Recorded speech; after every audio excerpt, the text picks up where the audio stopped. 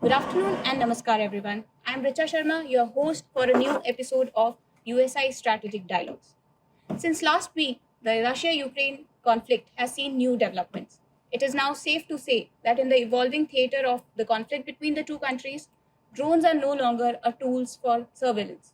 They are indeed rewriting the rules of warfare. Last week, Ukraine launched a precision drone strike on Russia, targeting key air assets in what many are calling the most daring and symbolic attack so far. This has led to the destruction of almost 41 Russian bombers, which translates to roughly one third of their fleet. Russian air bases, which were once thought to be more secure, are caught off guard. Satellite imagery and open source intelligence suggests that there has been significant damage to strategic aircraft. But what does this mean for balance of power, for escalation, and for deterrence? Today, we break down the anatomy of the attack and decode Ukraine's tactical message and what lies ahead in the warfare. Joining us today in the panel are two distinguished guests: Major General B.K. Sharma, who is the Director General of the United Service Institution of India, and Major General Sanjeev Chaudhary, Director Editorial at the United Service Institution of India. Welcome, sir. My first question will be to Major General Sanjeev Chaudhary. Sir, can you please walk us through the entire development that took place last week? How was this attack likely planned and executed, and what operational capabilities did Ukraine demonstrated? Yeah, that's an interesting question, Richa. So you see, in a bold and meticulously coordinated operation, Ukraine launched a dramatic drone offensive on the 1st of June 2025, which they codenamed Operation Spiderweb, striking deep into Russian territory and targeting high-value assets of the Russian Air Force. This unprecedented strike across 6 air bases was not just a tactical feat, but it was a strategic message. It marked a significant escalation in Ukraine's evolving asymmetric warfare capabilities, precision, audacity, and a deep penetration that reshaped the conflict's landscape. The strike was not just about firepower, it was a masterclass in hybrid warfare. Planned over 18 months, Operation Spiderweb was reportedly the culmination of months of planning and covert preparation by the Ukraine Security Service, that is the SBU. The goal was clear: to bypass Russia's formidable air defense and strike from within and not across the borders. Over 100 drones were clandestinely smuggled into Russia, concealed in freight trucks, equipped with forged documentation, false number plates, a remarkable feat of logistic deception. And on the day of the strike, these drones were activated and launched remotely in a synchronized fashion. The strikes targeted 6 strategic air bases: Belaya, Dyagalivo, Ivanovo, Severny, Olenaya, and Ukrainka. These bases house Russians' long-range strategic bomber and airborne early warning systems. The Ukrainian government has claimed destruction of almost 41 Russian aircraft, which it estimates as 34% of the Russian long-range bomber fleet. The damaged and destroyed platforms include the Tupolev Tu-95MS, a key component of Russia's nuclear triad, the Tupolev Tu-22M3, which is capable of delivering standoff cruise missiles, the Beriev A-50, which is the Russia's airborne early warning system, and finally the Tupolev Tu-160, some of which were reportedly sustained partial damage. These were not destroyed. So what did Ukraine demonstrate? The operational capabilities which Ukraine demonstrated was its extended reach. The Ukrainian assets struck targets over 4,000 kilometers from the launch control points, showcasing the reach of AI-guided drone warfare. Precision and synchronization, simultaneous attacks with minimum collateral damage, highlight high-end coordination and operational sophistication.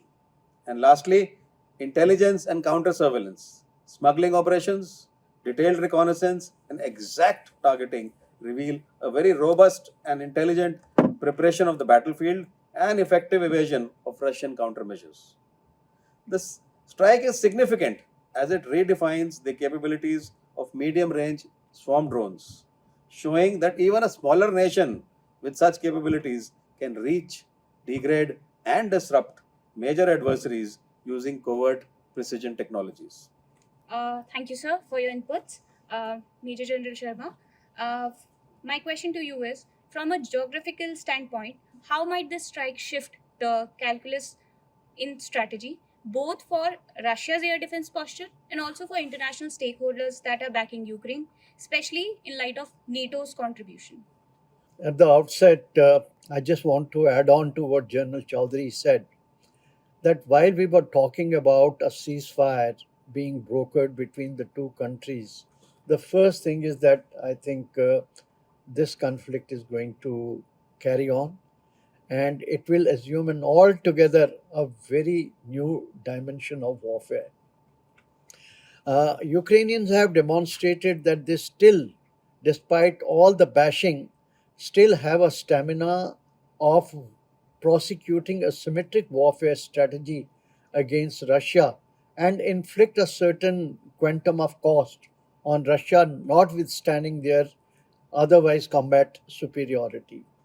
It also brings to the fore the lessons that we learned from what a Trojan horse, which Greeks had used for the capitulation of city of Troy, which had impregnable defenses, and also a story of David and Goliath, when how a very weak David, he was able to, overpower a very mighty Goliath. So it is really a classic example of new generation warfare where asymmetric warfare has achieved a competitive advantage against a conventional warfare or the conventional combat platforms. Now, it has also thrown to the winds the very notion of strategic depth. There are countries who always took pride in their strategic depth. The case in point is Russia, that by virtue of their strategic depth, they were able to defeat both Napoleon and Hitler. But Ukrainians have proved that this strategic depth doesn't hold good any time. And the wars are not going to be fought sequentially across the borders using conventional platforms and force on force models, but using asymmetric off the shelf, commercially used technology with innovation and a certain adaptability against the deep targets inside the enemy territory. And the targets are not only the military, but this is the critical infrastructure as well. Critical infrastructure, which means your ports, your airports, your financial system, the life giving, or what you call it, the services, water, your power grids, your traffic control, and whatnot.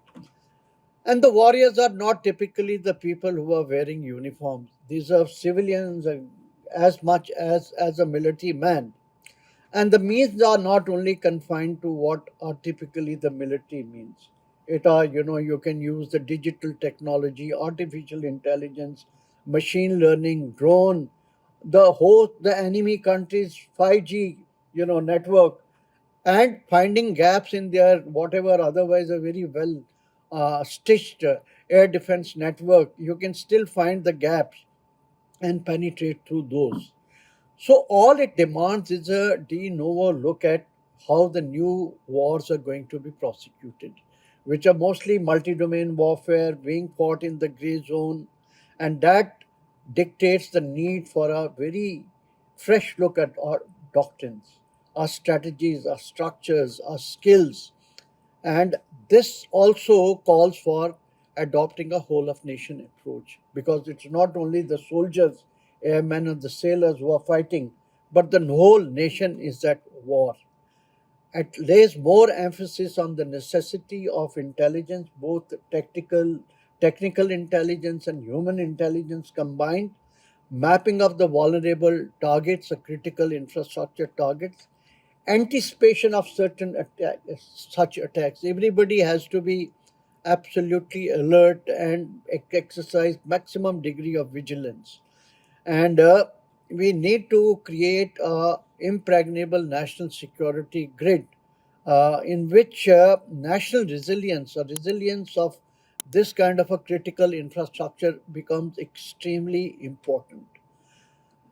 The attack also demonstrated that even though Russia had articulated its nuclear doctrine 2024, that if its certain strategic assets are, these are targeted, they will retaliate by, or they will resort to first use of the nuclear weapons.